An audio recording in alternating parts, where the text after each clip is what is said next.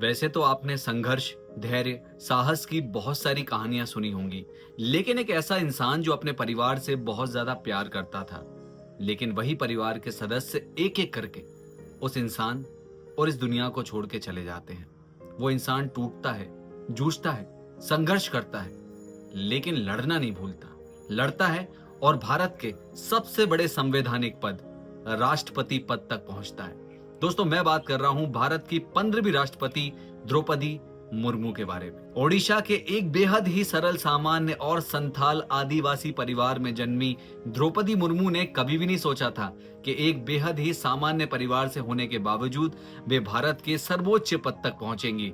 लेकिन दोस्तों, ये कहानी है 20 जून 1958 की, जब द्रौपदी मुर्मू का जन्म संथाल परिवार में ओडिशा के मयूरगंज जिले में होता है। वे जिस गांव में रहती थी, वहां पे पढ़ने लिखने का कोई रिवाज नहीं था। उसके बावजूद उनके परिवार ने उन्हें अच्छी शिक्षा दी और स्कूल की पूरी पढ़ाई कराई, जिसके बाद में वे अपने गाँव की प्रथम महिला बनती है जो भुवनेश्वर में जाके रमा देवी विमेंस कॉलेज से स्नातक यानी कि ग्रेजुएशन की पढ़ाई करती हैं। वैसी पहली महिला गांव की होती है जो कॉलेज तक जाती हैं। दोस्तों, कॉलेज की पढ़ाई पूरे होने के बाद में बाकी लोगों की तरह द्रौपदी मुर्मू ने भी नौकरी करने का विचार किया और 1979 में उनकी नौकरी सिंचाई विभाग में लग भी जाती है और इसके बाद में वे बिजली विभाग में भी काम करती हैं, जिसके बाद में उनकी शादी 1980 में श्यामा चरण मुर्मू से हो जाती है। दोस्तों, वे अपनी नौकरी करती हैं और इसके साथ साथ उनका रुझान राजनीति की तरफ भी बढ़ने लगता है, लेकिन राजनीति से उनका कोई बड़ा ताल्लुक नहीं था। उनके दादा और उनके पापा गांव के प्रधान हुआ करते थे, लेकिन इसके बावजूद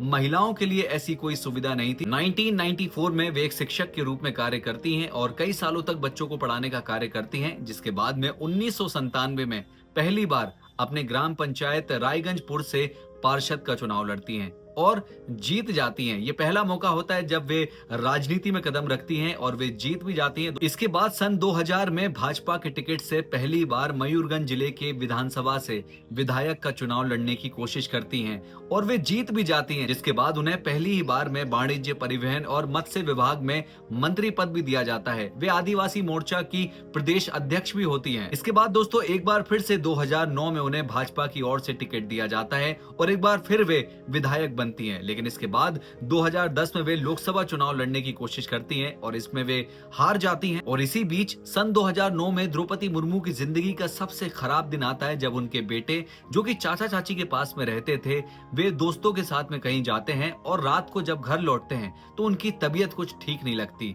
वे सो जाते हैं और अगले दिन जब लोग उन्हें उठाने की कोशिश करते हैं तो वे नहीं उठते। उनकी रहस्यमय तरीके से मौत हो जाती है, जिसका कारण आज भी स्पष्ट नहीं है, जिसके बाद वे कई सालों तक इस दुख से उबर नहीं पाती हैं। लेकिन दोस्तों, दुख की ये घड़ी उनकी जिंदगी से खत्म नहीं होती और एक शोक से वे अब तक उबरी नहीं थी कि साल 2013 में उनके बड़े बेटे की सड़क दुर्घटना में मौत हो जाती है और देखते ही देखते महज 4 साल के अंदर वे अपने दोनों जवान बेटों को खो देती हैं। दोस्तों, वे बहुत ज्यादा डिप्रेशन में चली जाती हैं, जिसके बाद में माउंट आबू के ब्रह्म कुमारी सेंटर में वे जाती हैं और अपने आप को आध्यात्म से जोड़ने की कोशिश करती हैं। अपने उस बहुत ज्यादा गंभीर अवसाद को वे दूर करने की कोशिश करती हैं, जिसमें वे थोड़े टाइम के बाद में सफल भी हो जाती हैं और वापस लौटती हैं। लेकिन ये दुख की घड़ी उनका पीछा नहीं छोड़ती हैं और बात है अगले साल की, यानी कि 2014 की, जब वे वापस घर लौटती हैं और थोड़े दिनों के बाद में उनके पति की दिल का दौरा पड़ने से मौत हो जाती है।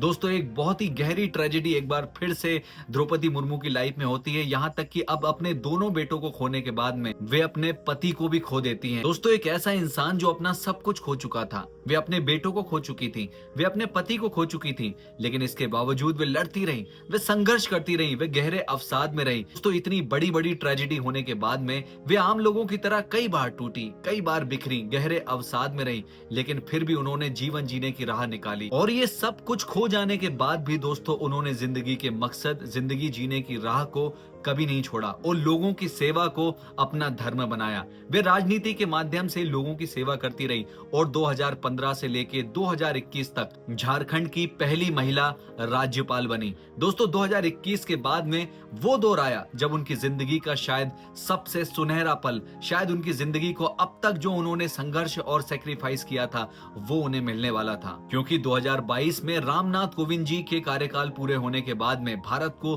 वो राष्ट्रपति मिलने वाला था जिसने बहुत ज्यादा संघर्ष के बाद में इस मुकाम को पाने वाला था। वे पहली महिला आदिवासी राष्ट्रपति बनने वाली थी। वे भारत की दूसरी महिला राष्ट्रपति होने वाली थी, क्योंकि उनसे पहले प्रतिभा पाटिल भारत की राष्ट्रपति रह चुकी थी। इसके बाद दोस्तों एक ऐसा दिन आता है जब राष्ट्रपति के रूप में एक पहली महिला आदिवासी महिला राष्ट्रपति की वो शपथ को ग्रहण करती है और देश के सर्वोच्च पद पर पहुंचती है। उसी के साथ साथ लाखों करोड़ों लोगों का वो सपना पूरा करती हैं, मिसाल पेश करती हैं कि अगर आपके अंदर अदम्य साहस है, संघर्ष करने की क्षमता है, धैर्य है, तो आप एक दिन वो सब कुछ पाएंगे जो शायद आपने सोचा भी नहीं है। दोस्तों आप सभी को हमारे देश की 15वीं राष्ट्रपति द्रौपदी मुर्मू जी की ये कहानी कैसी लगी जरूर कमेंट बॉक्स में कमेंट करके बताएं। मिलेंगे अगले वीडियो में, तब तक के लिए जय हिंद, जय भारत, वंदे मातरम।